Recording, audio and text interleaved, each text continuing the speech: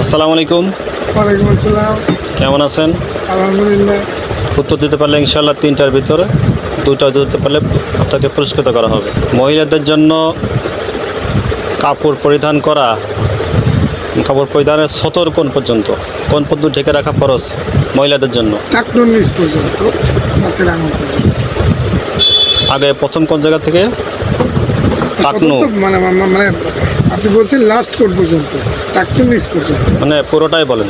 একদম মানে মাথার চুল থেকে শুরু করে হ্যাঁ, টাকনুর নিচ পর্যন্ত। টাকনু কোনটা? টাকনু ওই যে হাড্ডিটা, এইটা ওইটা নিচ পর্যন্ত। আর নিচ পর্যন্ত যখন মহিলারা বাঁচবে তখন এটা ঢেকে রাখবে, এটা ফরজ। হ্যাঁ, অবশ্যই। বলছি মাশাআল্লাহ, সঠিক উত্তর। দ্বিতীয় প্রশ্ন হচ্ছে, পুরুষের জন্য কতটুকু ঢেকে রাখা ফরজ? মানে অবশ্যই টাকনুর উপর পর্যন্ত, এটা মানে বিজ্ঞান ঢেকে রাখা ফরজ পুরুষের জন্য। মানে টাকনু পর্যন্ত, টাকনু ঢেকবে না, টাকনু অবশ্যই বাইরে থাকবে। পুরুষের জন্য টাকটির মধ্যে ঢেকে রাখা ফরজ। কোন জায়গা থেকে শুরু করে? একদম মানে ভবিষ্যৎ মুখ দেখানো যায় যাচ্ছে, এটা তো সমস্যা না। একদম আমার যে এখান থেকে শুরু। এখান থেকে শুরু। দুঃখিত ভাই, আসলে ওই উত্তর সঠিক হয়নি। কেন? সঠিক উত্তর হচ্ছে Sorry, পুরুষের জন্য নাভি থেকে। না না না, নাভির উপর আমি তো থেকে- ওইটা mean করে বলিনি। নাভির মানে উপর আপনি যদি থেকে এটা বলেন তাহলে আপনি যে পুরা বডি বলেন। হাঁটুর নিচ পর্যন্ত ঢেকে রাখা ফরজ। আচ্ছা, তাহলে গায়ে পুরুষের জন্য। পুরুষের জন্য কি মানে খালি গায়ে থাকা যায় না? হ্যাঁ হ্যাঁ, যাই আছে। কোথায় এটা, কোথায়? এটা তো ঘরে। বাইরেও আসতে পারবে, কালিয়ে আসতে পারবে। আমার আসলে এটা জানা ছিল না। সুন্নত না, সুন্নতের খেলাফ মানে হবে। ঢেকে রাখা এটা যাতে একটা মানে ফরজ, আবশ্যক। বৈধ। আবশ্যক হচ্ছে আবশ্যক আপনার নাভি থেকে শুরু করে টাকনু পর্যন্ত। টাকনু না, এই হাঁটুর নিচ পর্যন্ত, এই হাঁটু নি।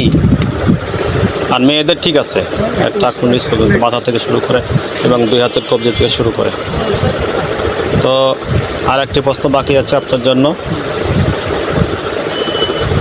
সেটা হচ্ছে ব্যবসার সুন্নত পদ্ধতি কি?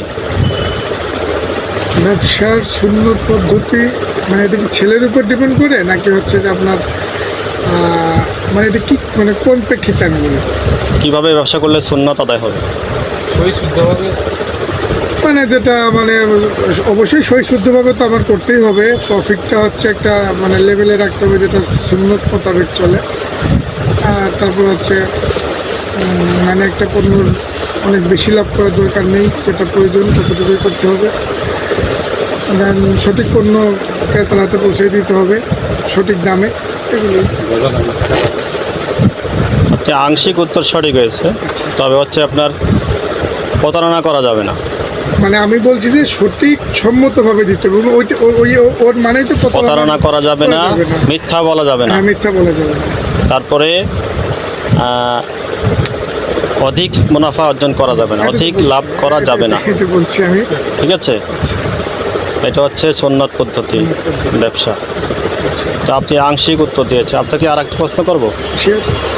দেশে আসছে যারা সৎ ব্যবসায়ী, এদের হাসের নসের কাদের সাথে হবে? শহীদদের সঙ্গে। সঠিক হয়নি।